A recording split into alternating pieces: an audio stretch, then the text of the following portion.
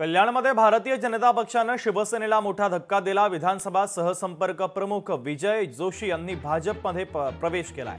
प्रदेश अध्यक्ष रवींद्र चव्हाणांच्या उपस्थितीमध्ये त्यांनी भारतीय जनता पक्षाचा झेंडा हाती घेतलेला आहे।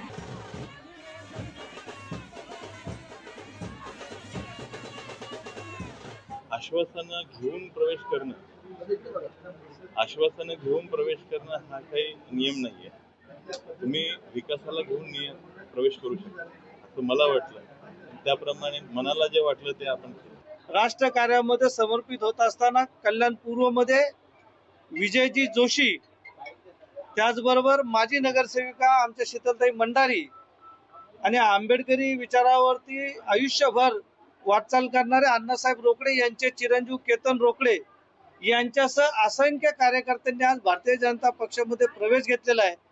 एक मोस्ट पॉवरफुल मॅन म्हणून ज्यांचं त्या प्रभागामध्ये वर्चस्व होतं ते विजय जोशी असतील, अण्णासाहेब रोकडे असतील आणि शीतलताई मंडारी, ज्यांचं एक वर्चस्व त्या प्रभागावरती होतं।